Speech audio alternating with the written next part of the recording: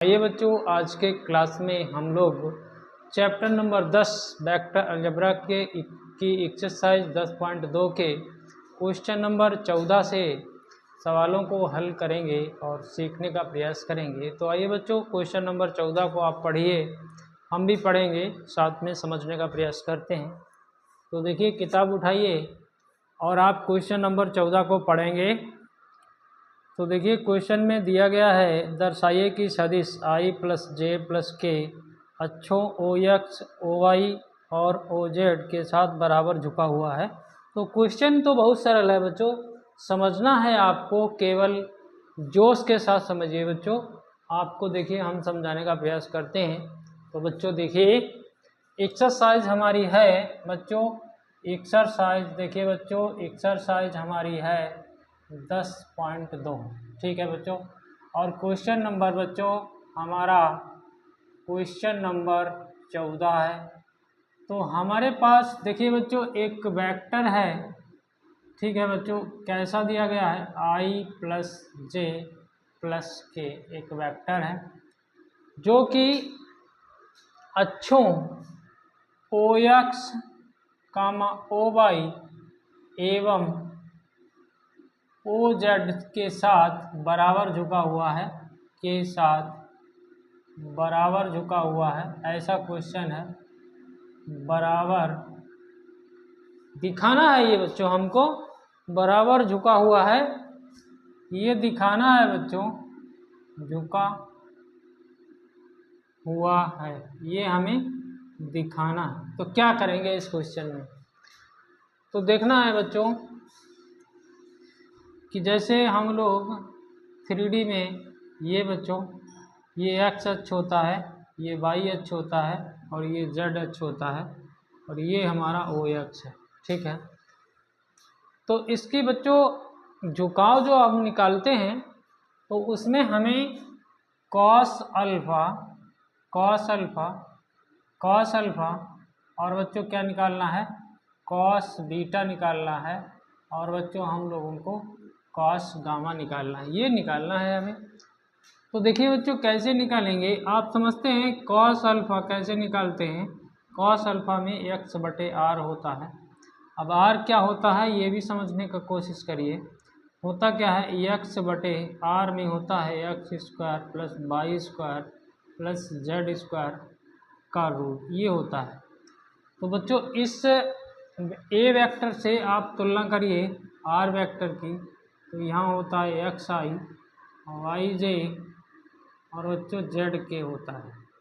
तो यहाँ से हम लोग x के बराबर मान निकालेंगे तो x बराबर आपको 1 मिलेगा, y बराबर भी 1 मिलेगा और z बराबर भी 1 मिलेगा। इसमें रखते हैं तो देखिए 1/1 का स्क्वायर, 1 का स्क्वायर, फिर 1 का स्क्वायर, ये रूट हो गया, ये बच्चों 1/√3 हो गया, ठीक है। समझ रहे हैं ना बच्चों। और जब बच्चों हम लोग cos बीटा लेंगे तो बिल्कुल सेम प्रक्रिया में यही आ जाएगा 1/√3। और बच्चों जब हम लोग cos गामा लेंगे तो ये भी आपका 1/√3 हो जाएगा। तो जब हमारा बराबर झुका हुआ है तो निश्चित रूप से अल्फा बराबर बीटा बराबर गामा हो गया।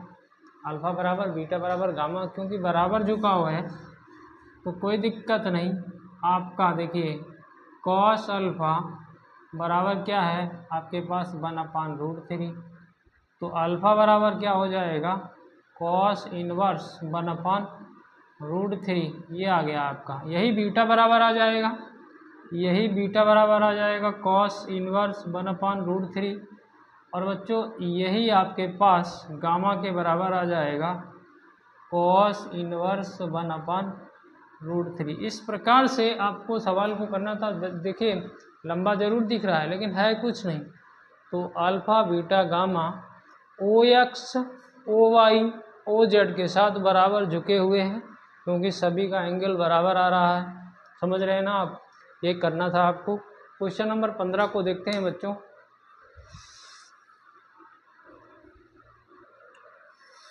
देखिए बच्चों क्वेश्चन नंबर 15, ये तो आपके समझ में आ गया होगा, इतना सरल ही है। तो आप केवल डायरेक्शन कोसाइन निकालना सीखें। उसके बाद में सब समझ में आ जाएगा। क्वेश्चन नंबर 15 थोड़ा सा अलग है बच्चों, उसके लिए हमें फार्मूला यूज करना होगा।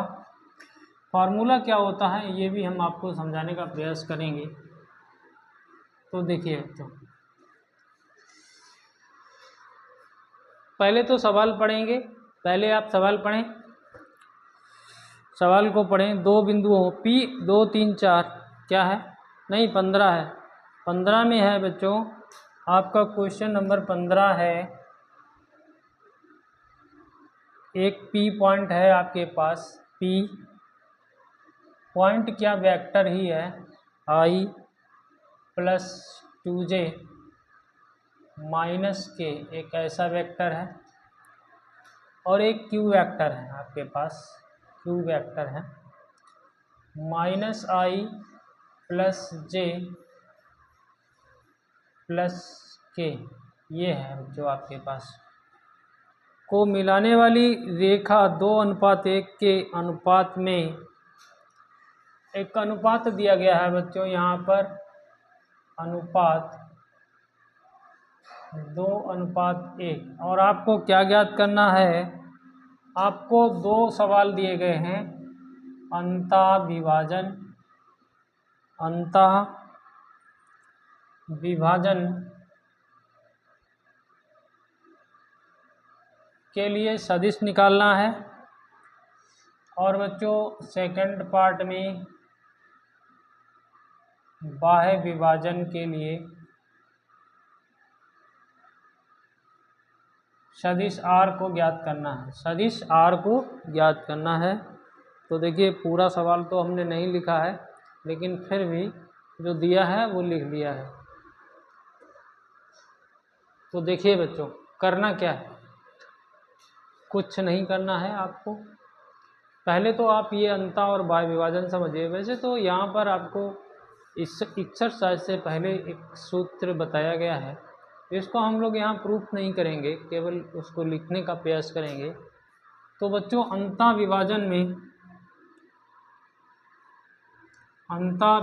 में होता क्या है, देखिए अगर आपके पास दो वेक्टर हैं तो इस R को निकालने के लिए बच्चों यम बी क्या होगा, बी भी एक वेक्टर होगा, प्लस एन ए, ठीक है बच्चों, ए वेक्टर होगा। यहाँ पर यम प्लस एन, और यम और एन ये अनुपात है, अनुपात को रिप्रेजेंट करेगा। और बाह्य विभाजन में बच्चों सिंपल सी बात है, बाह्य विभाजन में बिल्कुल यही सूत्र है, यही सूत्र है। R बराबर बच्चों आपका बिल्कुल same M B minus N A upon M minus N, इनको याद रखिए और बाद बाकी तो सवाल तो कर ही लेंगे आप। देखिए अब सपोज दैट आपके पास B कहाँ से लाएंगे, तो इस वेक्टर को आप A समझ लीजिए थोड़ी देर के लिए, इस वेक्टर को आप B समझिए, ठीक है। तो कोई दिक्कत नहीं, आपको R सदिश निकालना है। तो R सदिश निकालने के लिए बच्चों लिखेंगे यहाँ पर अंतः विभाजन के लिए, अंतः विभाजन के लिए, ठीक है बच्चों, यम। और यहाँ पर देखिए आपके पास 2:1 दिया गया है, ये यम मान लीजिए, इसको एन मान लीजिए, कोई दिक्कत नहीं। तो रखिए बच्चों, तो इसके अनुसार रखें या फिर ए बी हम लोगों ने मान लिया है, ये ऐसा आप लिख देंगे सवाल में। तो यम की जगह देखिए कितना है 2, इंटू में आपका बी लेना है, तो ये हो जाएगा माइनस आई प्लस जे प्लस के, ये हो जाएगा। फिर आपको बीच में प्लस लगाना है, एन की जगह आपका 1 है, फिर आपको ए लिखना है, तो आई प्लस 2j माइनस का के। और नीचे बच्चों आपको क्या करना है, देखिए यम प्लस एन यानी कि जोड़ देना है, 2 और 1 3 हो जाएगा। देखिए देख रहे हैं ना आप, 2 + 1 ये हो जाएगा 3, ठीक है, हम 3 लिख रहे हैं, समझ गए ना आप। अब कैलकुलेशन करना बाकी है। तो ये आपका माइनस का 2i हो जाएगा, ये 2j हो जाएगा, ये 2k हो जाएगा। यहाँ पर आपके पास i है, यहाँ पर आपके पास 2j है, यहाँ पर आपके पास k है, बटे में आपके पास 3 है। चलिए कैलकुलेशन करिए। ये माइनस का 2i है और ये प्लस का i है, तो आपका माइनस का i बचा है। ठीक है, यहाँ 2j है, यहाँ 2j, ये 4j हो गया है, 4j। ठीक है, और बच्चों ये 2k है और इसमें से एक k चला गया, तो ये केवल आपके पास k बचा है, और बटे में आपके पास 3 है। ये अंतर विभाजन का आपके पास सदिश आ गया है। ठीक है, एक तो यही आंसर हो गया। दोबारा हम लोग क्या करेंगे, एक तो आंसर यही आ गया, इसको चेक कर लेते हैं।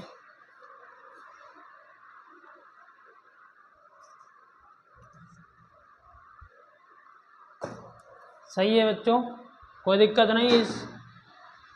इस 1/3 को इसमें 1/3 यहाँ लिख सकते हैं, यहाँ 4/3 कर सकते हैं, यहाँ 1/3, ये इतना और कर सकते हैं। और बच्चों अब बाह्य विभाजन के लिए सदिश, बाह्य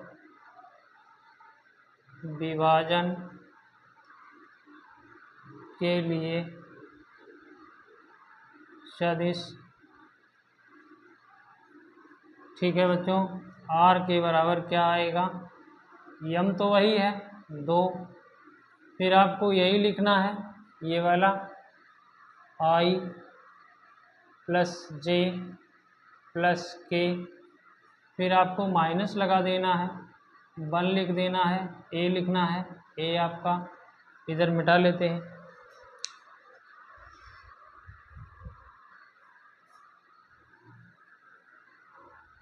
फिर आपको ये लिखना है i प्लस 2j माइनस का k, नीचे आपका 2 में से 1 जाएगा तो 1 बचेगा, उसका कोई अस्तित्व नहीं है क्योंकि 1 से कोई मतलब नहीं। यहाँ पर माइनस का 2i हो गया है, यहाँ पर प्लस का 2j हो गया है, यहाँ पर प्लस का 2k हो गया है, यहाँ पर माइनस i हो गया है, यहाँ पर माइनस 2j हो गया है, यहाँ पर प्लस का k हो गया। बटे में 1 है, उससे क्या लेना देना। ये आपका 3i हो गया, 3i, 2j से 2j कैंसिल हो गया, यहाँ पर 0j हो गया है, यहाँ 2k और प्लस 1k 3k हो गया है। ये आपका आंसर है। तो ये r सदिश इसके लिए आ गया और वो उसके लिए आ गया। तो थोड़ा सा आपको समझना है और कायदे से लिखना है। यहाँ हमें पता है हमने कायदे से नहीं लिखा है, ये आप कायदे से लिखेंगे तो इसको समझ गए होंगे आप। अगला सवाल देखते हैं।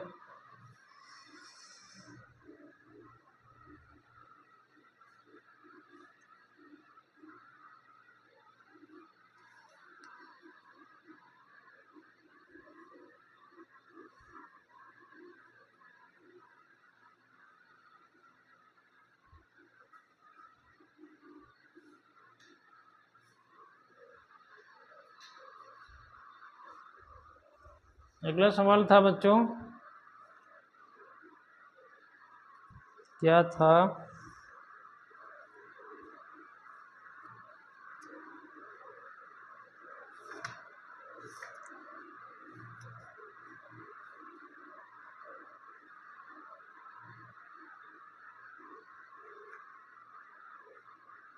अगला बच्चों है, दो बिंदुओं P और Q दिए गए मिलाने वाले सदिश का मध्य बिंदु ज्ञात कीजिए।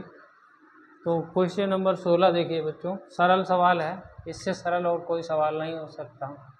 आपके पास P है, 2 है, 3 है, 4 है, फिर आपके पास Q है, कितना है, 4 है, 1 है, -2 है। ठीक है, मिलाने वाले सदिश का मध्य बिंदु ज्ञात कीजिए। ठीक है, मध्य बिंदु ज्ञात कीजिए। तो देखिए बच्चों, पहले तो इसको सदिश बनाइए। ठीक है बच्चों, हम इसको बना लेते हैं OP वेक्टर। तो ये हो जाएगा 2i plus 3j plus 4k। ठीक है बच्चों, अब आपको क्या करना है, इसको बना लीजिए ओ क्यू वेक्टर। तो ये हो गया 4i प्लस जे माइनस 2k।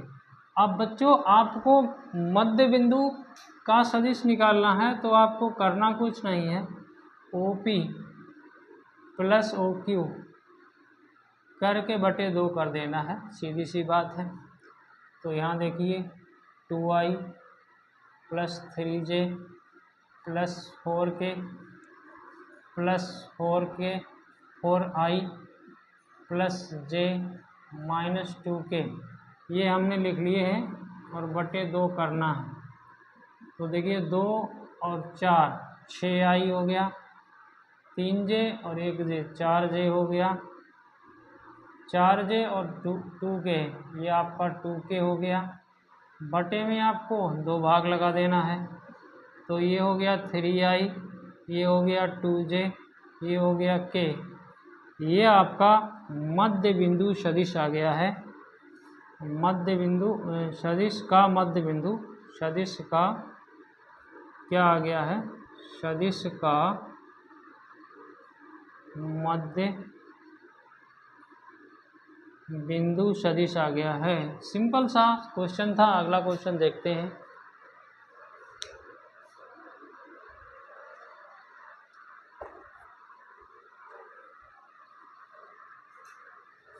अभी इसको साफ कर लेते हैं।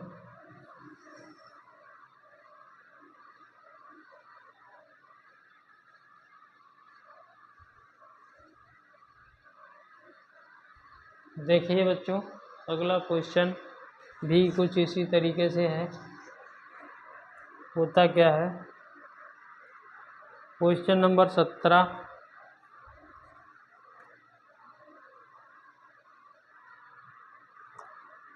दर्शाइए कि ए बी सी जिनके स्थिति सदिश ए बी सी दिए गए हैं एक समकोण त्रिभुज के शीर्षों का निर्माण करते हैं, ऐसा सवाल है। तो देखिए बच्चों, हमारे पास कुछ नहीं है, ए एक वेक्टर है,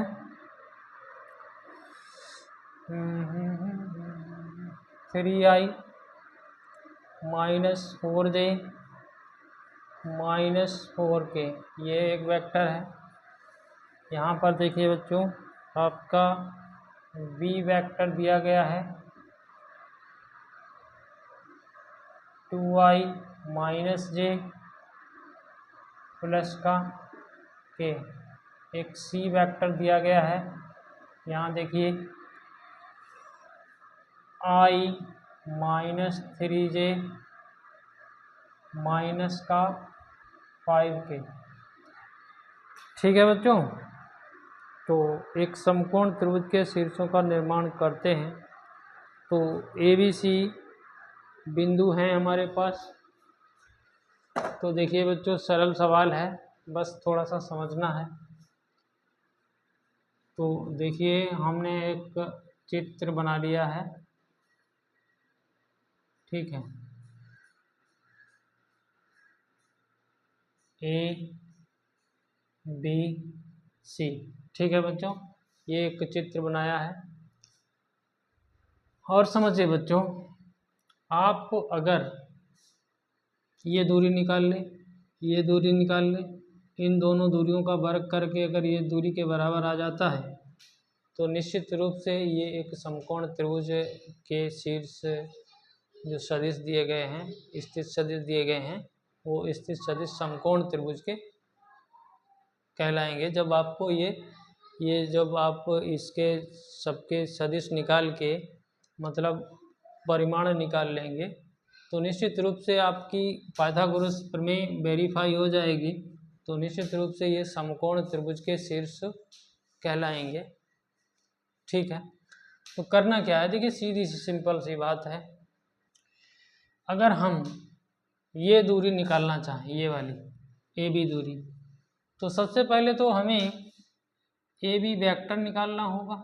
ए बी वेक्टर, तभी तो इसका परिमाण निकाल पाएंगे। तो इसमें क्या करेंगे बच्चों, ये देखिए b माइनस ए करेंगे।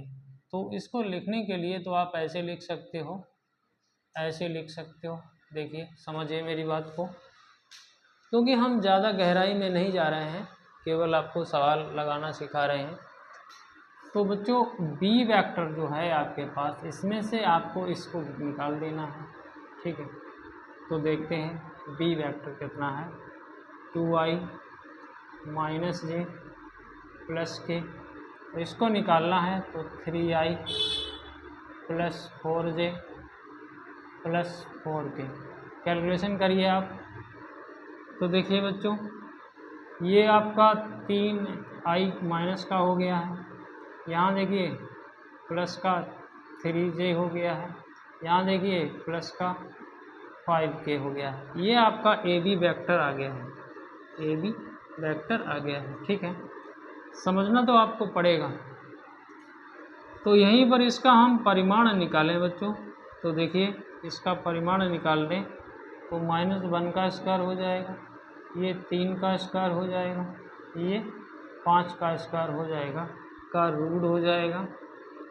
तो बच्चों इसकी कैलकुलेशन करें तो देखिए 1 3 3 9, 9 और 1 10, 5 25, 35 आ जाएगा। कितना आ जाएगा? 35 आ जाएगा, ठीक है। अब बच्चों हमें चूँकि ये भी निकालना है, ठीक है, BC निकाल देते हैं। चलिए जैसा हमने माना है वैसा आप BC निकालिए। BC वेक्टर निकालेंगे तो क्या करेंगे, OC माइनस OB करेंगे, इसमें OC माइनस OB करना होगा। तो देखिए OC C वेक्टर से आप B वेक्टर को घटाइए तो I minus 3j minus 5k और माइनस का 2i प्लस का j माइनस का k, ये हो जाएगा। तो देखिए बच्चों इसमें क्या होगा, यहाँ पर माइनस का i बचेगा, यहाँ पर आपका माइनस का 2j बचेगा, यहाँ पर आपका 6k बचेगा। ये आपका BC वेक्टर आ गया है। इसका आप साथ के साथ परिमाण भी निकाल दीजिए। तो देखिए -1 का स्क्वायर प्लस 2 का -2 का स्क्वायर प्लस -6 का स्क्वायर। तो कैलकुलेशन करिए इसकी तो क्या हो जाएगा। देखिए बच्चों ये 1 हो गया, ये 4 हो गया, ये 36 हो गया, 36 और 4 40 और 1 41 हो गया। इसको यहीं रहने दीजिए, ठीक है। अभी आपको AC निकालना है। तो AC निकालने के लिए आप उसी तरीके से OC माइनस OA करेंगे।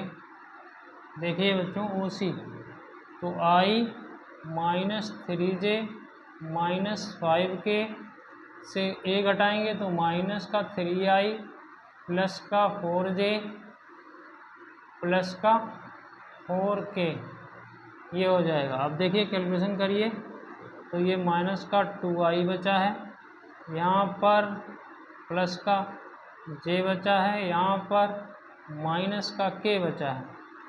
तो बच्चों अब इसका हम लोग क्या कर दें, परिमाण निकाल दें। तो ये माइनस का 2 का वर्ग हो जाएगा, यहाँ 1 का वर्ग हो जाएगा, यहाँ -1 का वर्ग हो जाएगा। तो ये कितना आ जाएगा, 1 1 2 और 4 6 रूट 6। अब आपको देखिए करना क्या है, इसमें हमने इस भुजा को कर्ण, जैसे अब यहाँ पर देखें तो BC, देखिए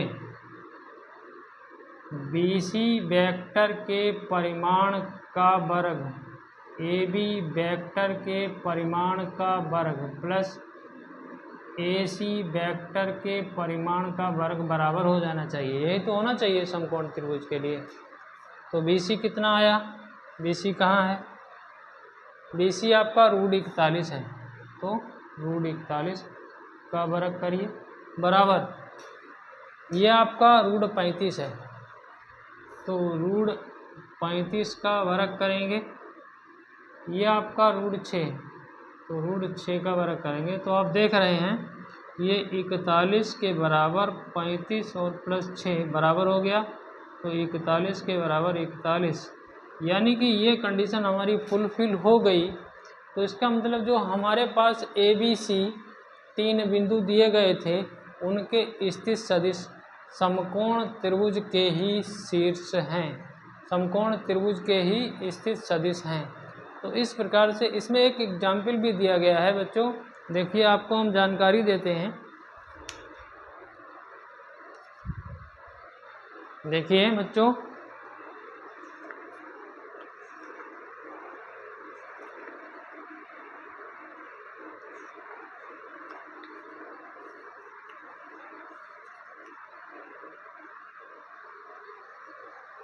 आपको एग्जाम्पल नंबर 12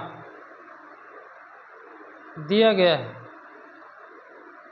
इसी 455 पेज पर, उसे ज़रूर समझ लें, वहाँ से आपको बात क्लियर हो जाएगी।